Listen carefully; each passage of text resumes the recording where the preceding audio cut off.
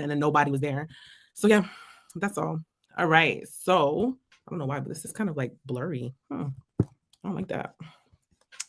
All right, all right, all right. We are live on YouTube, Instagram, Twitch, LinkedIn, all the things, right? We're going to be talking about pricing strategies today. Just had to give a little bit of a like sidebar because Beyonce has our panties in a bunch today because of her alleged product launch. But we'll talk about that more on TikTok Live amongst ourselves. Let me see what else. All right, what other questions that we have coming through? So if you see me looking on the side, it's because I have TikTok Live on my phone while I have the other platforms on my computer.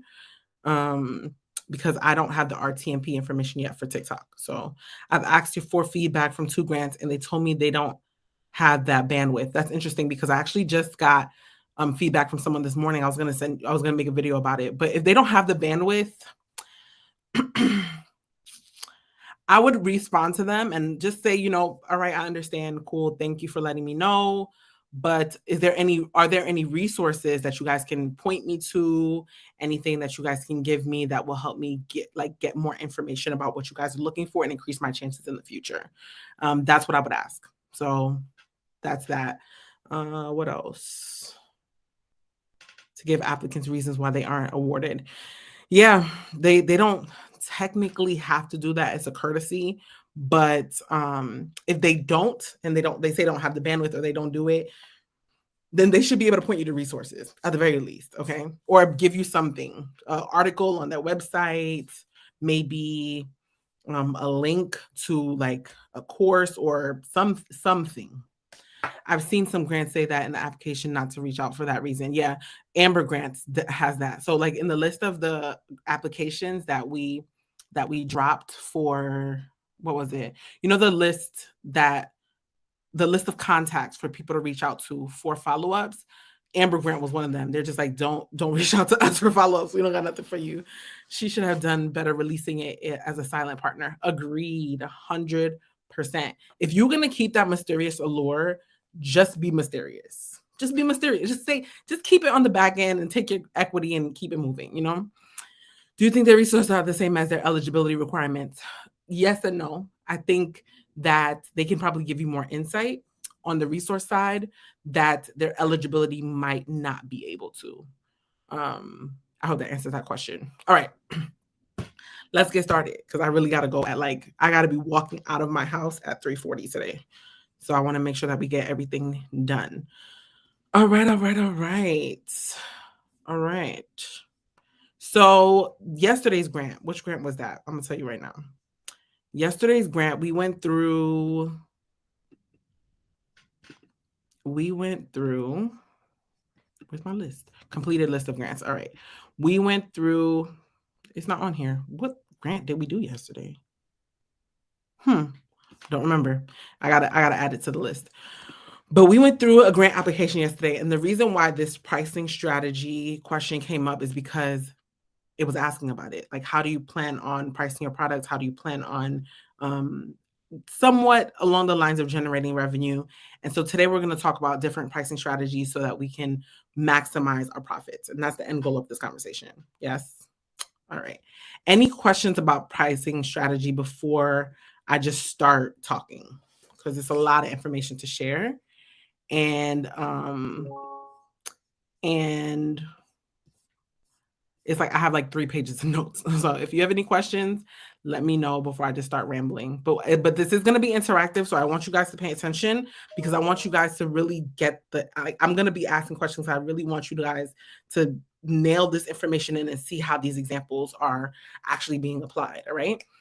So first and foremost, let's look at the visible hands. Thank you, Jolena. Always on it. See, this is why we love us some Jolena. Everybody, y'all need to be following Jolena. I don't know what y'all doing with your lives for real, okay? Pocono, House of Len. Go ahead and get your life together because if you're not, you don't care about yourself. That's what I'm telling you right now, all right?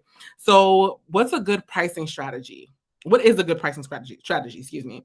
So pricing strategy is an outline of the prices of a product or service, okay? The end goal is to be profitable, but would allow you to be flexible, okay? That's the end goal. How can you set up your prices so that you are maximizing how you plan on generating a profit?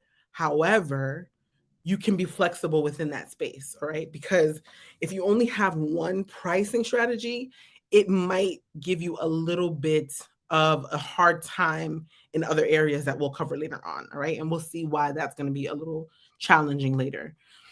All right. What does a good pricing strategy contain? A good pricing strategy will account for your overhead cost, first and foremost, right? Because let's think of it this way. If I'm going to, matter of fact, let's use Jolena as an example. Hello. We're going to use Jolena as an example. Jolena, can you tell us, if you don't mind telling us, of course, just like one or two things that go into your, like a bar of soap, right? Like just two items that goes into actually putting the bar of soap together. Ingredients, yes, like 2 ingredients. It doesn't have to be anything proprietary. Like, I don't want you to sell a secret, just anything. Oils and lye, okay? For being nice to me in the video that you tagged me in. Oh, no problem. No problem at all, sweetheart. You were making some very valid points, but the Beyonce stands that don't have very great comprehension skills. We're going in, all right? So it's cool. All right. So, like, for example, let's go back to the pricing strategy thing. Pricing strategy, if you're looking at overhead costs, right? Jolena mentioned that 2 of her overhead costs are oils and lye. So now, let's say there were 6 ingredients and those were the top 2, but those were the top 2 expensive ones, right? Let's say 1 bar soap is when you put all the ingredients together after she's weighed them, accounted for all of the things that go into it, those 5 ingredients come up to $20, right? To be able to generate 6 bars of soap. Taking the amount that the bars of soap cost, the overhead cost, the $20 is what you need to account for. Now, if you take the 20, let's do 5. Let's say it produced 5 bars of soap, so we can keep it a nice round number, right? Let's say if you take those 5 bars of soap, how much did it take per bar of soap to make 1 bar? Right? So we now have to think about that. And then that is going to determine how we partly determine, not completely determine, but partly determine how we price our soap. Because we have to make sure that at the bare minimum, our soap, the oil and lye and all the other 3 ingredients that we are the fictitious ingredients we're talking about are accounted for, right? So good pricing strategy will account for overhead costs. It will account for competition. Other people, right? Let's say Jolena has a product where she's selling the same bar of soap to you, and then someone else that's a direct competitor is selling that bar of soap to somebody else, and they have the same exact ingredients, but Jolena's soap is $10 more. What's the incentive for that person to buy that $10 soap, that $10 more bar of soap? There really is none, right?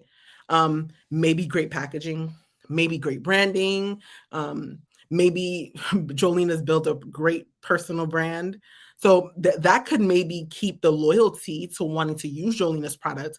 But if I'm looking at a side-by-side of a product and they have the same exact things, I have to think about what my competitor is doing and how they're pricing it, because there's something that I have to change that's going to cause me to be able to charge more, right? And make sure that my margins are great. Now, customer demand is another thing that will influence goes into a good pricing strategy, because you might be able to make up for certain costs just by volume, right? Maybe a lot of customers are really into this thing and you can make up for your costs in that way. And then market conditions is a really big one that will account for whether your pricing strategy is a good strategy or not, okay? And this is always going to be the number one example, because I think we're living in a world now where we're pre-COVID, post-COVID, right? So pre-COVID conditions were very different from post-COVID conditions, right? And now we even have like post-COVID market conditions for real, right? So you're going to have to think about that when you're pricing as well. If something were to change economically, how are you going to implement this pricing strategy? And then the last but not least, but also there's a lot of other things that are going to affect it or that you have to account for. But I think these are just maybe the top 5 is perceived value. Okay. For example, let's go back to the competition and the overhead cost with the soap. If you're looking, if Jolena is, if, okay, you know what? You know who does this really well? Walmart. So Walmart with their greater value brand, Costco with that B&H brand, right? Or whatever the heck the name of it is. I don't really remember. Something in H. Who else? Publix has a brand of their own stuff. You have who else? Who else has their own stuff? Walmart, Publix, pretty much most of those places have their own brand of their own items, right? So when we're looking at that, Giant, there we go. So when we're talking about looking at like Tide versus greater value and you look at the ingredients, what's the perceived value that you're getting from either one of those things? Why is it that one person is able to charge more against a competitor even though they have the same price point? Well, they have the same product, the same ingredients, different price points, they're direct competitors, and their overhead costs are probably the same. Why is it that they can do that? The brand. Exactly. Thank you, Jasmine. That's why they can do that, because of good branding, good marketing, right? And a good pricing strategy, because they've accounted for people like me who's going to go with the greater value version of certain things versus the name brand version of certain things. All right. I don't care if it's Cheerios or whatever the heck it is. I'm gonna take the cheaper one. All right. Or the trusted source, right? Especially if the ingredients are exactly the same. They've accounted for those things. That's probably why they can even mark it up a little bit more. All right. So any questions about that before we move on to the next part about what will a pricing strategy determine? Any questions?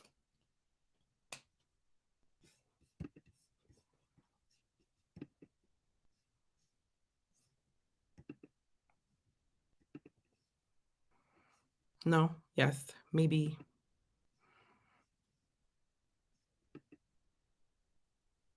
Okay. Doesn't look like we have any questions. I take silence as no questions. That's kind of my no questions. All right. Repeat what exactly? So there was a question, something that wanted to be repeated.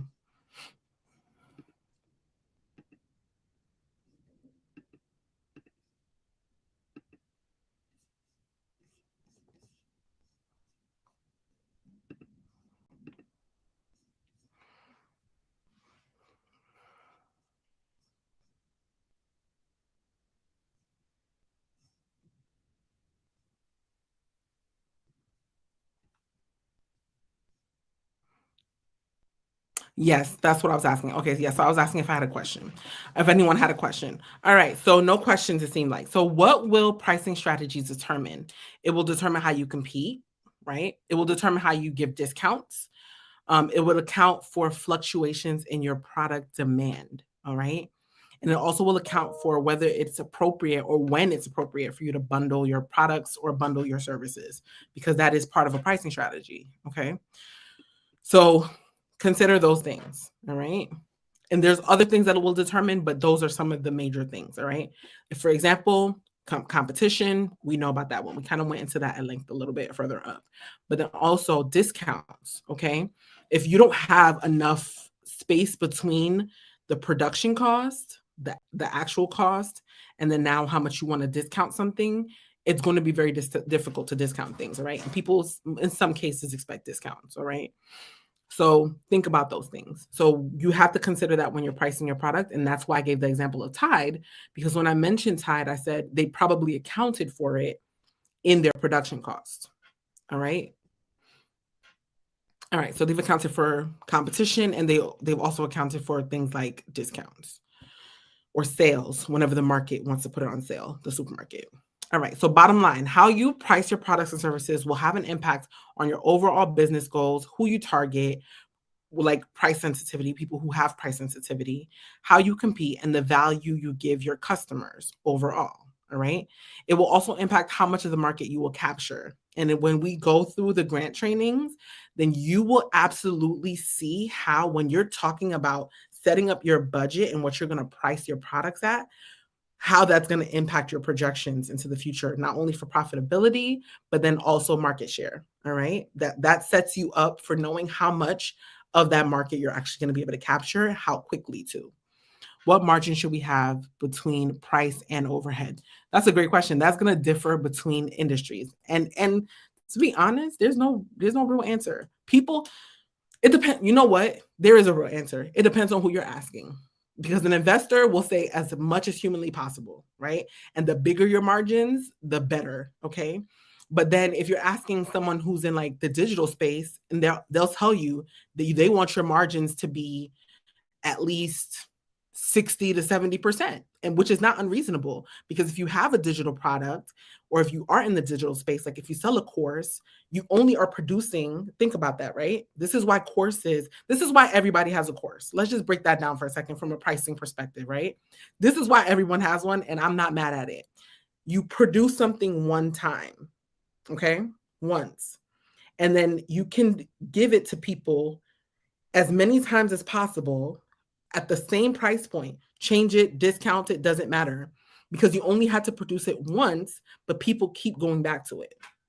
And you don't really have to go back and revisit it or revise it unless there's some update that needs to be made. But even then, you can account for that, right? So that's why things like courses, and depending if you're asking someone who's building out a course, what the margin should be. If you're asking an investor what a margin should be, if you're asking someone who is anti-capitalist what a margin should be, everyone's going to have very different answers for you.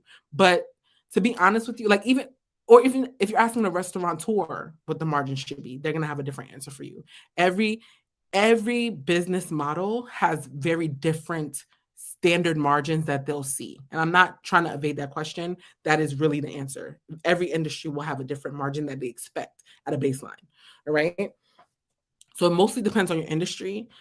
I personally, for my business, I like to stay in the 30, 40s. That's not crazy.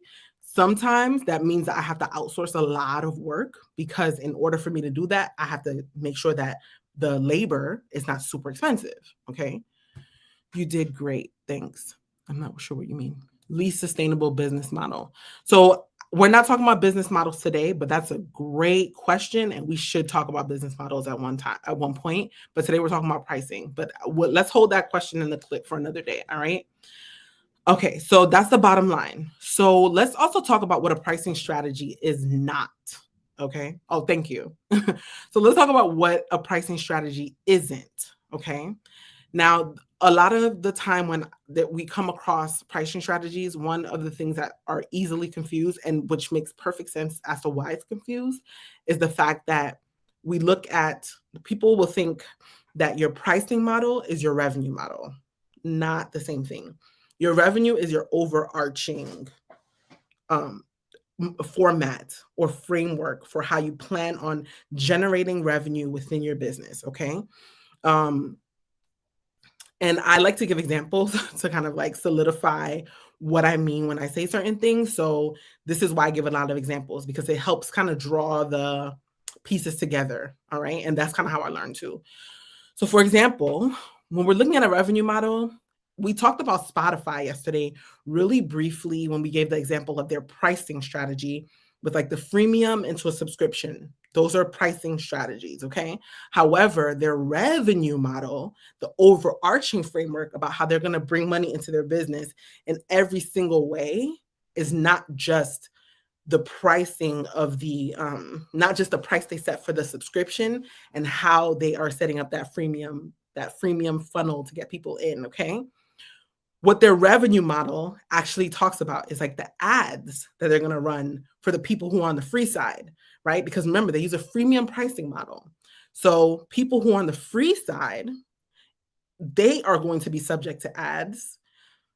So the revenue model, the top part of the model, is going to say, hey, we'll sell you ad spots to the people who do not want to go to the premium side of things. Okay. Does that make sense for the people who are on the chat side of things?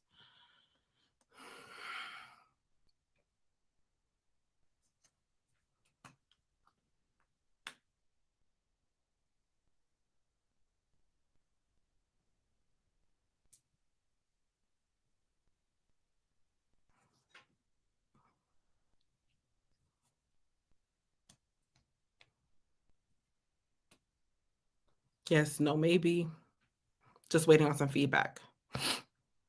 Excuse me. Does that make sense? Yes, it makes sense. Okay, great.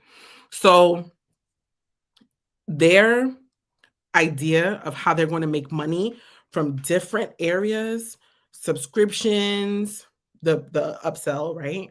Um, ads, the the licensing of the music, the all these different ways that they're going to bring money into the business is the revenue model. The pricing model is like the lower side of that. It's like a tier down. Okay, based on the revenue model, now what should we price our service or product at so that we are capturing as much of that as possible, right? So when now you're looking at the revenue model, let's say subscriptions are part of the revenue model, what prices should we list the subscriptions at? That's how you're going to look at that, all right? So those are the two, that's the difference between revenue models. So don't confuse the two. Those are the differences. Okay. So we talked about revenue model. We talked about what it isn't. We talked about what it determines, what a good pricing strategy contains, what is a strategy, a pricing strategy. Now let's look at the different models, okay? And I'm going to ask you, because remember, I told you I need engagement. So I'm going to ask you, for example, I'm going to give you the pricing model, and I'm going to ask you for a company that uses this model. And you should think of a company that uses this model, all right? Penetration pricing is when a new company enters into a market and they give you an introductory price to their service or their product. Okay? So that would look like, and a good time to use that is like whenever you are selling something and you're not really sure how the market's going to really like welcome it in, how they're going to take it, or you're trying to move them away from your competition. You might want to compete on price in that case until you have them locked in, you have their loyalty, and then you can move them onto something. Give me an example of a company that does this, just so we can kind of lock in the ideas, right? Okay, so Jasmine asks, but is pricing and revenue different or hand in hand? They work hand in hand. All right. You can't have a good revenue model without working out the prices, but the pricing is not the revenue model. So it's like one is not the other, but one is part of one is revenue is pricing is part of revenue, but revenue is not pricing. If that makes sense. Okay, so I feel like I'm going to ruin your name, and I don't want to do that to you. I really don't. I don't want to do that to you. You got to give me like, I don't want to shorthand it. Just give me like the pronunciation. Okay, chai. I'm gonna say chi. All right. She asked, "What's a good pricing strategy for a beauty brand?" That is up to you, dear. There's like different. You can have a flex model where you integrate a bunch of different things, but we can talk about some examples of those, right? And we can kind of work that out with your brand if you don't mind hopping on to the live. Okay. So a food or drink product.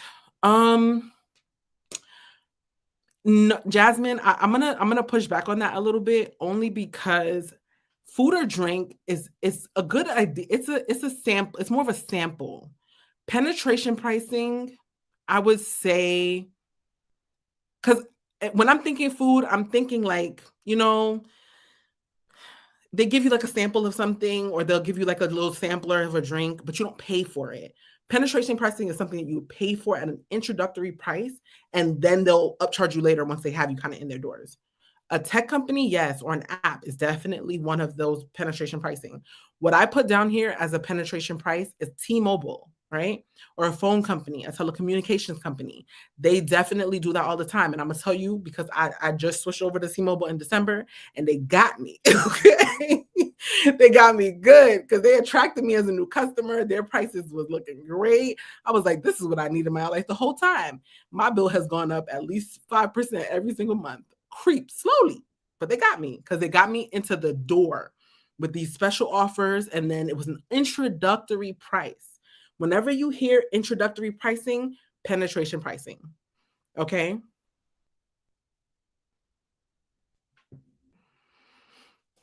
Does that make sense? Whenever we see an introductory price to something and we know that at a later time it's going to be a different price, that is a penetration price.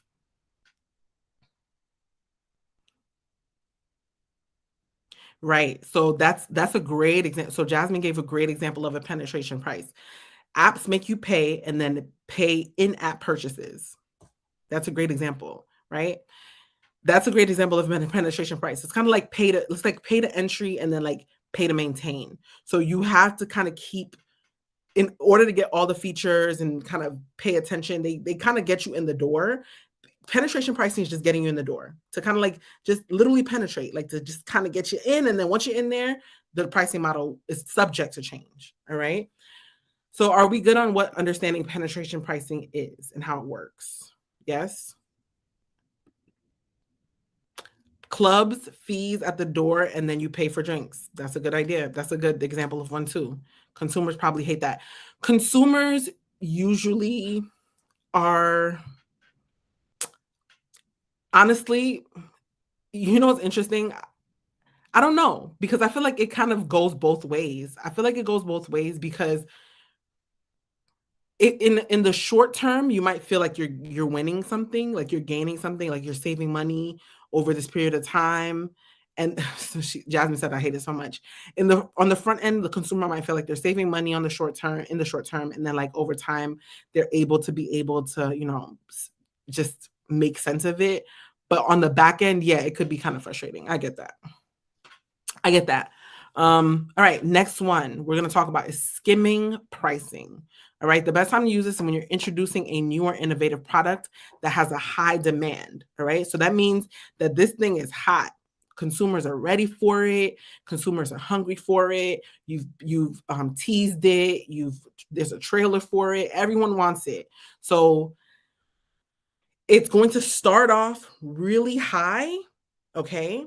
And as the demand starts to skim, so does the price until they launch a new product. And then as the demand starts to skim, then they drop the price. And that's an example of skimming pricing. All right, skimming pricing. So who can give me an example of skimming pricing? Because I have one right off the top of my head.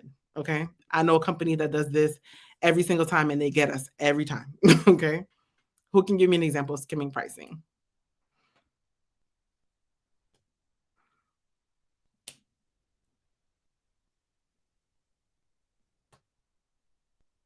Apple, absolutely. That's the same exact example that I use. Apple is notorious for launching their new technology, their Apple iPhone. Within the first couple of days of a couple of months of us using it, we get it at the highest price point. Once there's like a new update or something, or once initial demand for it starts to wane, then they start to skim the price. And you can get I don't even know what iPhone we're on right now. I can't tell you. That's how strategic they are about that pricing model, right? But let's say we're on iPhone 14, okay? If we're on iPhone 14, you can get an iPhone 12 since the demand for it is so much lower now. You can get an iPhone 12 for nearly nothing. You see what I'm saying? So that's how it works. Same phone, practically, arguably, comparably. However, people will, because the demand is not as high for it anyway, that's how they get you. Okay. So Levon says, when I release my paintings, they start out high until rent due. Hilarious. Okay. All right. Next example of pricing. We're on number 3. All right. We've already gone over penetration pricing and we've gone over skimming pricing. Okay. Next one is competitive pricing. Okay. The best time to use this is when you're operating in a market with similar products and intense competition. All right. So actually, that's a good thing, right? So for example, did you get an MBA? No, but I should have. I've just been in business for a really long time. All right. And I've been teaching this stuff for a really long time. Okay. So competitive pricing. Okay.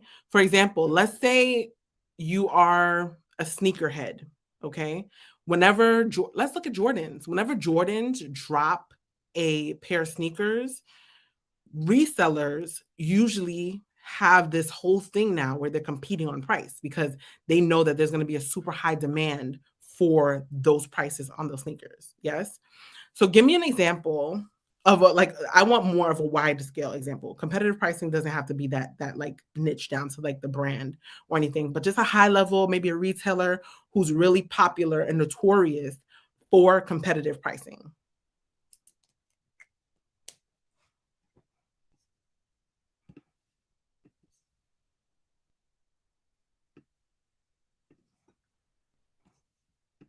We all know it.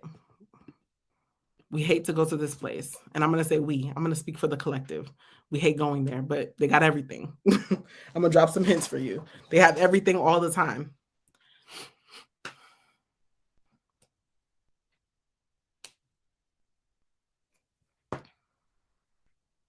Walmart. Jolena is on it today. Hot fire, Jolena. Yes, Walmart is notorious for competitive pricing.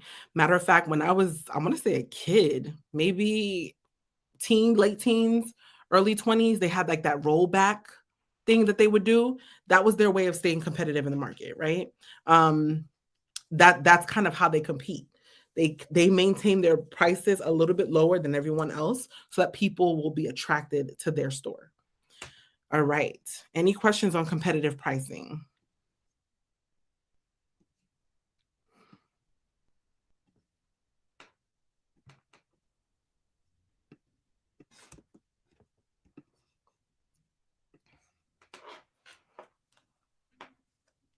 Any questions? Any questions?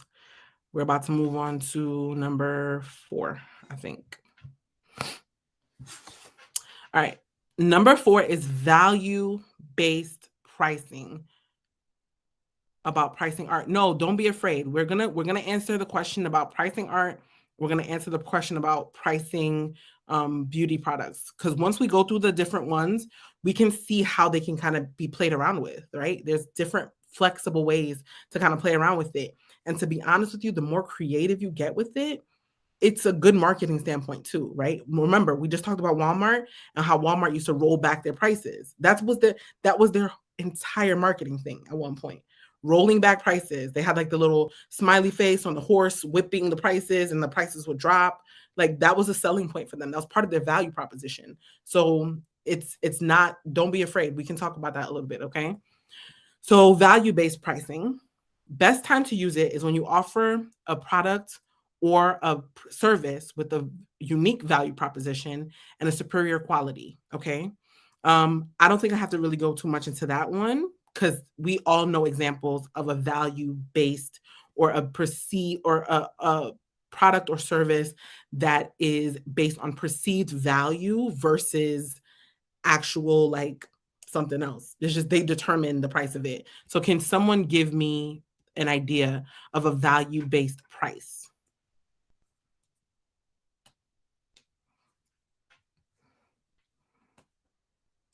Uggs. Hmm. Yeah, arguably one of them. I'm thinking more luxury though. Give me more luxury. Because remember, the two buzzwords here are superior quality and value proposition. Okay. So I might not be UGG's target demographic to speak to its quality, but value proposition, I don't know what they do uniquely either. Maybe I'm just not their market demographic, the people that they target. So again, give me more luxury though. Something with like arguably superior quality, craftsmanship, stands out, like it's definitely worth paying these super high prices for. All right. Give me something else more like that. You can also include the idea of like labor and parts and other things like that, but the price point of it outside of those things super high. Bentley's a good one, right? I would even say Rolls Royce. I would say Bentley, Rolls Royce, even Tesla, right? Mercedes. Those are arguably some of those things where it's like, okay, this is made really well, has superior quality, unique value proposition. I would say probably Tesla more than anything because it's a spaceship, like right. It doesn't look like very many other cars that you've experienced, and that's why I want to kind of like that's why I wanted to place emphasis on the unique value proposition and the superior quality because they're made generally well, okay? But then also the unique value proposition is that when you go into a Tesla, they are very different from most vehicles, okay? And they're electric, they have screens in them, you can change.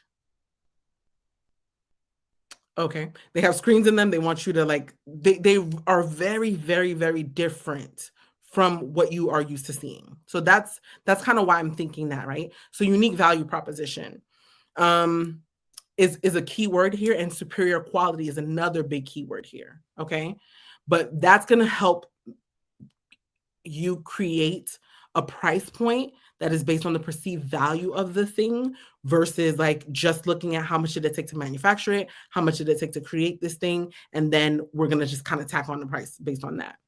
All right, does that make sense?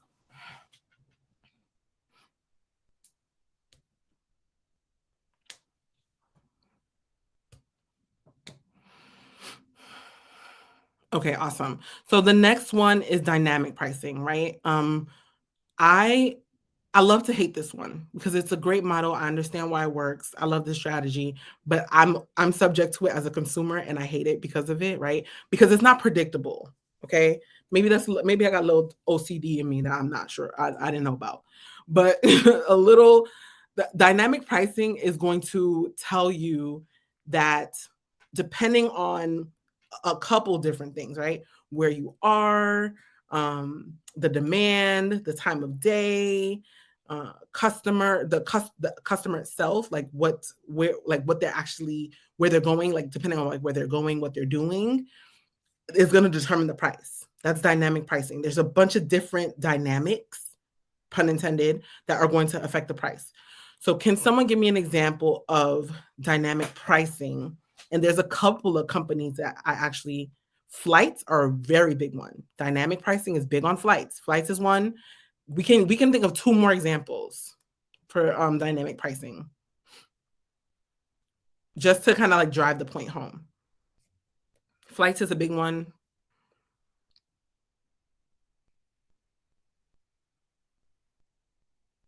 Concert tickets, another one. Yep. Yep, yep, yep. Give me one more. We got one more in us. I want somebody to give the example that I thought of because I hate this one particularly.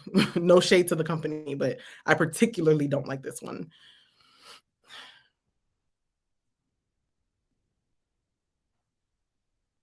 One more. It has to do with travel. I'll give you a hint. Think time, demand, location.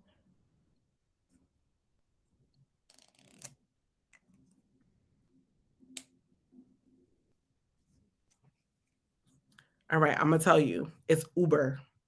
Hotels is another one though. Yeah. Uber is another one. Hotels, flights, concert tickets, all examples of dynamic pricing. Okay. All great examples of dynamic pricing. And you guys are understanding the concepts. It's wonderful. Anytime, well, Amazon kind of has that dynamic pricing element to it too.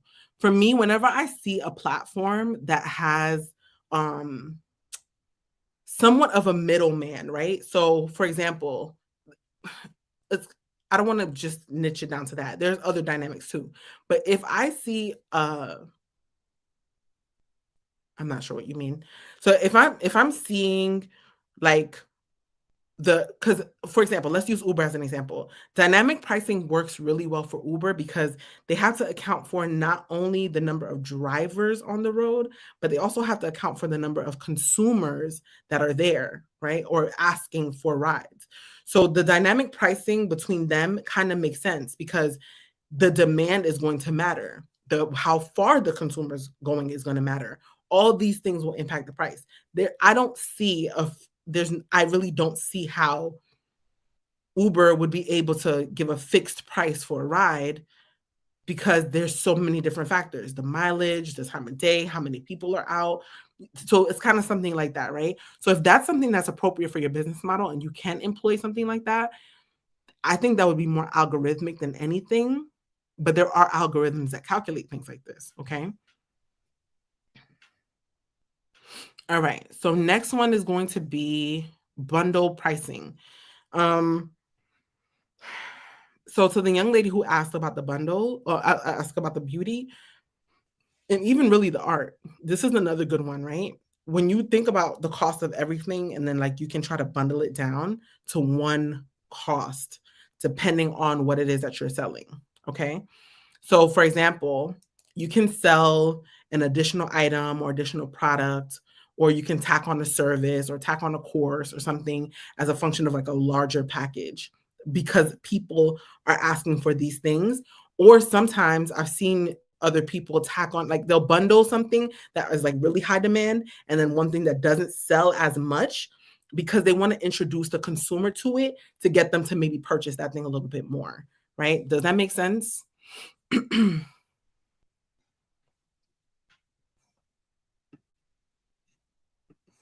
There's also situations where people will bundle things that complement each other. Okay. For example, I'll use Jolina as an example. I'm sorry, I'm going to block this person because this is making me very uncomfortable. Okay. All right. Sorry, y'all. Okay. So, um, sorry. So there are people who will bundle things that complement each other. Yeah, very weird. We're we're looking at things that are complementing each other because they will align with each other as well, right? So, for example, very easily you could sell lashes without the lash glue, but you could also sell the lash glue with the lash, right? So that would be a bundle. And then, especially if you're known for like just your lash glue, but people you want to start having people know you more for lashes, then you can sell the complementary product with it as well. Okay. So that's that. So that is definitely a pricing strategy that beauty brands can use. And if you do like print screening or prints for your products, or you do like canvases or any other type of artwork where you want to extend your product line, you can bundle it that way, right? You can say, hey, I know you want to buy this artwork. Do you also want me to put it in a bundle and make you like a t-shirt, a canvas, a notebook, like have your screen have the same image in other forms as well? You can sell that as a bundle, right? There's different ways that you can bundle those things as well. Okay, if that makes sense. So then what else? So we went over bundle price. So give me an example of a company who bundles prices or has bundled objects. Bundle objects, sorry. I'm having a moment. Okay, give me an example of a company who does bundle pricing very well, because we know a few.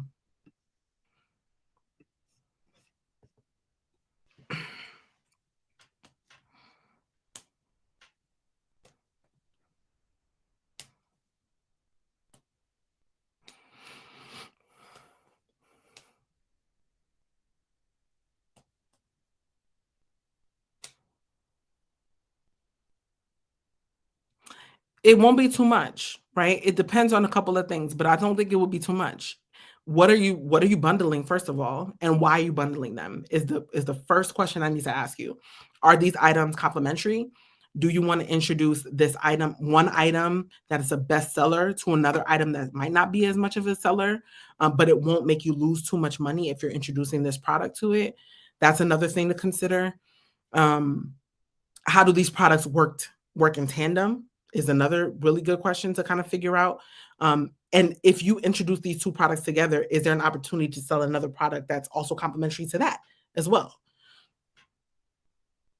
Yeah, that's a great idea. So Jolina mentioned that not that some I'm gonna paraphrase that some items are really good bundling for especially holiday times, which is a perfect time where we see bundles happen a lot.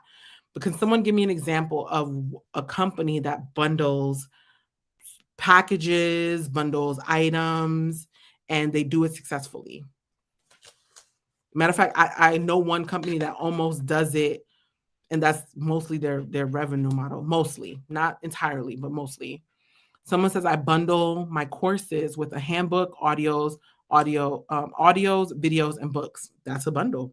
There you go. Because you can sell all those things individually, but you also sell them together, right? Insurance bundles for sure. Swim sets, you can bundle swim sets. So what I was thinking was Microsoft, right? When you buy Microsoft, you buy a suite of products. You have to buy Microsoft Word, Microsoft Office. You also buy PowerPoint, even though I don't use PowerPoint anymore. I don't know who does, but PowerPoint, and that's not a judgment. That's just, I don't know who really does.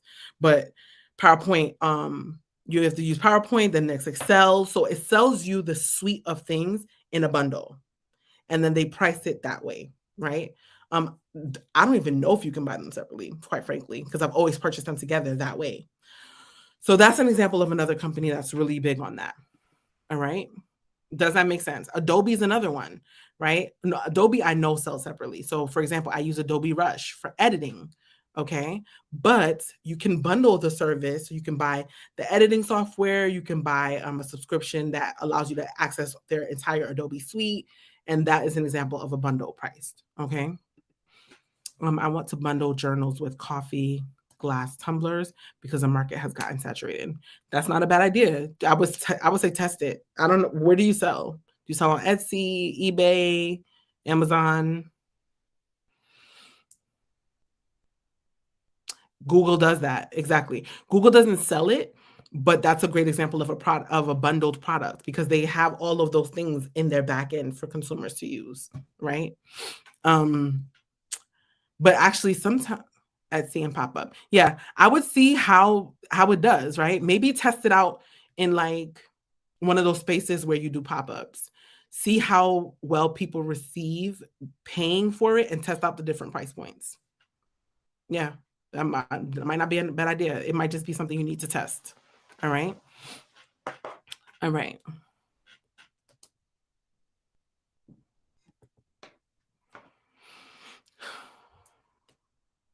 Sometimes purses can be bundled with wallets. Absolutely. Great example. Right? So those would be an example of like a complementary product. They look kind of the same, and then or they complement each other in some way, and then yes, this is okay. Oh, I'm so happy. Um, please connect with her. All right, please do. Yes, I love that. Okay. Now let's talk about psychological pricing. All right, psychological pricing is it's interesting because the price is really based on how you price it, not necessarily just what the price is and why you priced it that way. Okay. So, for example, you look at something that's priced at $9.99 versus something that's $10, right? Why do we not just price it at $10? Can anyone tell me why?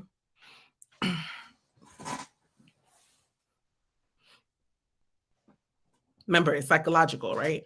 So tell me why we would price something at $9.99 versus $10.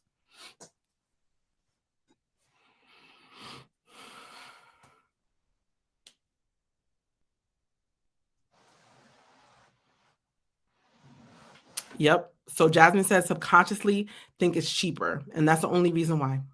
Only reason why people do that. Right. So it really gives you the illusion that you're paying less when you don't. And it actually makes the consumer more likely to impulse buy as well. Okay. So I don't even need to give examples of this because we already know exactly that everybody does this. All right. But that is a psychological thing. Amazon is actually notorious for doing this. And if you now, when you're buying on Amazon or you're purchasing something on Amazon, pay attention to that. All right. Or if you've listed something on Amazon, they'll actually tell you what you should price the object on. Walmart is also notorious for that too. All right. So now let's look at premium pricing. Okay. This is going to be a little bit different than our value based pricing, just a tad bit, not very much off, but also a little different. All right. This is something that's high end, but exclusive. All right. And because of that, that kind of also helps skew what the perceived value of that thing is as well. All right. That's why I said they're kind of related, but they're close cut, they first cousins, but they're not brother and sister. Okay. Premium pricing is something that's usually super high end. Um, and another keyword that I want you to think of is exclusive. Okay. So give me an example of something that would kind of fall into that space. This one is called premium pricing. And this is going to be available on YouTube after, so you don't have to worry about like taking notes or anything. You can watch this right after on YouTube.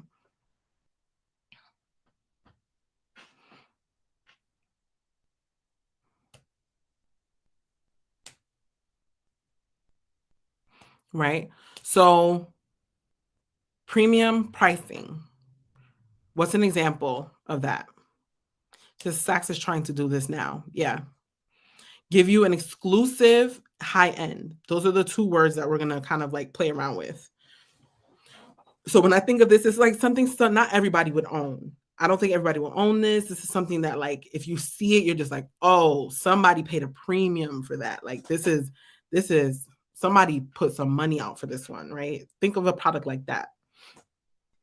But it's going to, because it's exclusive, it's going to skew the perceived value of it.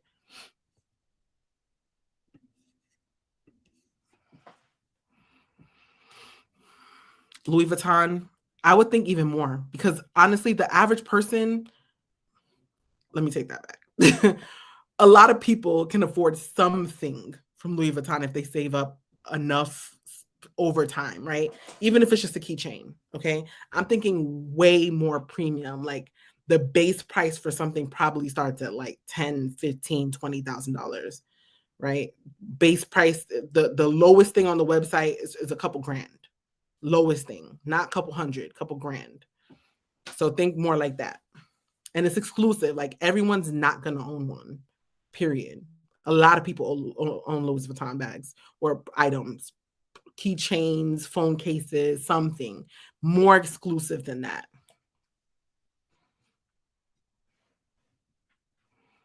A yacht is a great example of something that's a premium priced item. I was thinking more like a watch, like a really expensive watch, like a Rolex or a Patek or something like that. Yeah. So super high end, luxury, premium priced, exclusive. Not everyone's gonna own it. And because of their reputation and because of the craftsmanship, she said, yeah, those two. Because of the craftsmanship and the fact that they're so well crafted, they demand that premium price, right? But a yacht would be a great example too. Most people probably will never own a yacht in their lifetime, right? However, I would say like having a boat is more like something that's like a luxury versus like, I have a watch on me right now, but it's not a premium priced watch. It's like a everyday item that has a higher premium price point is what I was thinking more along the lines of. I should have emphasized that, but a yacht is a great example nonetheless. All right. So we're down to two more, and then we're gonna see if there's any questions and then go from there. Loss leader pricing is the next one. Okay. We see loss leader pricing a lot, especially in like the digital space. Okay. This is when this is used to attract customers too. Okay. A lot of people, just to kind of get them in the door, you'll price something really low, maybe even give it away for free. You can discount it, and then you kind of work them up to something else. Okay. Um, before I give an example, does anyone want to take a shot at like a loss leader pricing that they've seen or experienced in the market somewhere? Apps are a good example. For sure. So I would actually argue that this is probably the more appropriate time to mention the apps, because once you get the app, it might be free. They might give you a little low price, but then like Candy Crush, in order to kind of pay and play more, they'll charge you more, right? Costco, yeah, with their membership, right? I would say, is Costco an example of loss leader? Okay, let me give you an example of what I was thinking, right? So, for example, have you ever signed up for something for free? And then when you sign up, they'll say, oh, by the way, like, I think you'll like this too. And then they're like, do you want this? This is only like $27. And then they'll be like, oh, by the way, if you like this, I think you'll like this too. This is only $49. And then every time you go into another tier, it just gets higher and higher and higher. I've done loss leader pricing with my books. Okay. I give the book away for free. I give the course away, the trainings away for free. But then on the back end, after the consumer has experienced the value of just the book, because if the book is that valuable, what is working with her like, right? Just being honest with you, that's a loss leader. The loss is my time. The loss is the things that I had to do to produce the book. But on the back end, I've already accounted for those costs in the higher tier products. Does that make sense?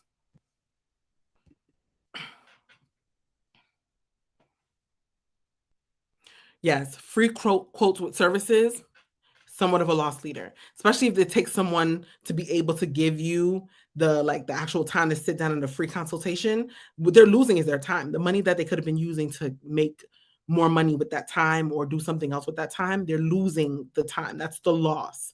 And then, but they're leading you into something else, which is going to be a higher price point, and then it's going to make up for that 30-minute, 1 hour loss. Okay. Their food allows you to eat while you shop. They lose money on the low. Yeah, that's a good example. Thank you, Dr. AJ. Yeah. Okay. So does that make sense? Do we understand loss leader pricing? Any questions on that before we move on to the next one? All right, awesome. We're understanding it. We're getting it. The examples are wonderful. Okay. So now, last but not least, and definitely not least, because there's a ton of other pricing strategies. Okay. These are just the top 10 that I felt were appropriate to talk about and like at the base level introductory. Okay. But there's a lot more that you can research. Freemium pricing. We talked about this a little bit yesterday when we were talking about Spotify. Okay. We actually mentioned it a little bit earlier too. So if you have a product that you want to lead people into at a premium, but you also want to kind of get them in the door at a free model, but you can kind of take advantage of this free model, this would be a good example. Okay. So Spotify, they have two versions of their platform. On the free side, they are gaining revenue. They're part of their revenue model, not pricing strategy. Their revenue model is to get you in the door by giving you free access to some of the features. Very limited, but they have ads there. They have different things there where if you want to avoid having to experience that, you have to go to the premium. So free, premium, freemium. Okay. And that's how they are able to kind of get that person locked in to now a subscription. Okay. So the premium that you're paying is a subscription. All right.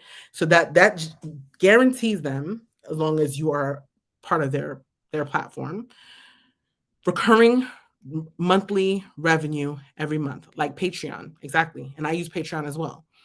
I use a freemium. Well, I don't use a freemium model. I use a more of a penetration pricing with Patreon. Okay. So Patreon as well is another good example. You can do free with Patreon. We can give anything you want away for free. And then if someone wants to access some of the higher, you can put tiers. If someone wants to access some of the higher tiers, they have to pay for those higher tiers, right? So those are the examples that I have for you today. Any questions, comments, concerns?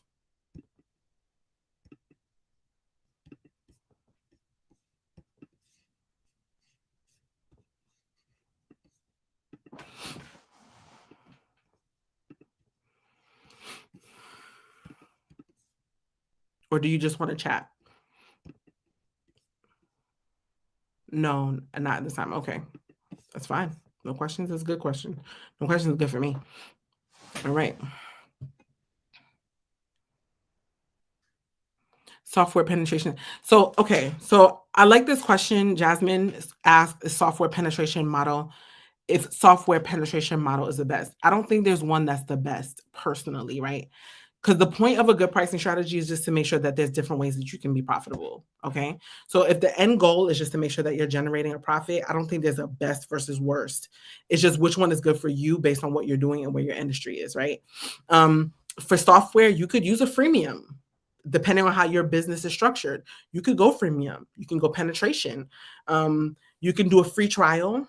That's a way to kind of just generate some interest. That's kind of somewhat of a loss leader, right?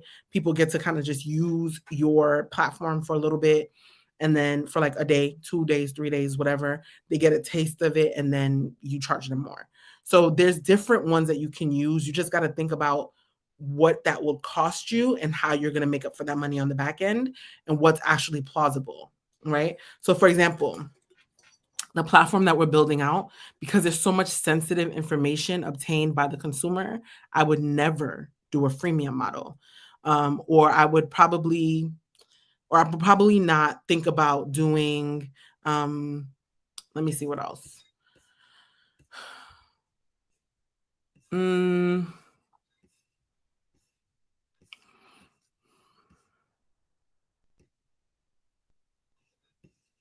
I don't know. Freemium is probably the one I could think of the most. I wouldn't want them on the or maybe a loss leader. I wouldn't want them on the platform, experiencing the platform in any way where they could possibly be compromised. And I'm paying all this money for security. Like, it doesn't make sense for me financially, right? So I would probably have to do more like something else that will allow them to kind of, can we chat about what to do about getting overwhelmed with all of these grant applications? Oh my gosh. Don't say that. We can talk about that another time, Dr. AJ. Because here's the thing, right? Okay. All right. First of all, I understand. Let me be empathetic first. I understand you're overwhelmed. There's a lot of applications. We've gone through 30. There's a lot of work to do behind each of them. I get that. Like, there's follow-ups. We're waiting for follow-ups. We're waiting to hear back. We're keeping track of them.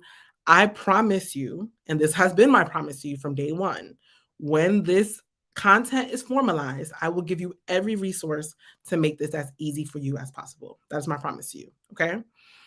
I know it's overwhelming for you because you're not used to this process, but once you get everything, you will be able to do this. And to be honest with you, I don't even want you doing this anymore. I want you to work on your business, not in your business. So I'm going to give you even the tools to offload this and have someone else doing this. Okay. So that's my promise to you, Dr. AJ. All right. Just stay tapped in. That's all I ask of you. I've never asked you guys for anything. You guys tell me what you need. I'll offer the resources. I give you guys what you want. But all I ask is that you stay tapped in. All right. But I was giving you an example of the freemium, right? So software, it really depends on where you're at and what you're going to be doing. But you got to think about your customer. You got to think about maybe information you're collecting, what data you're going to have on them, which is going to depend on how you work. If you want, Jasmine, please go to the link in my bio and you can get an idea incubation session. If you want, you can have it 50% off, okay? Because you've been very engaged today and I appreciate the engagement. I really do.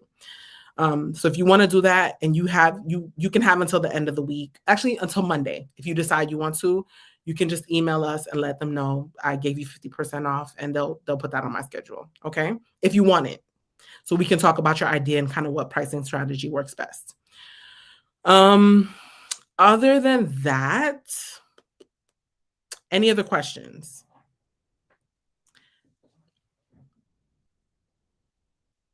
No problem. Any other questions, comments, concerns?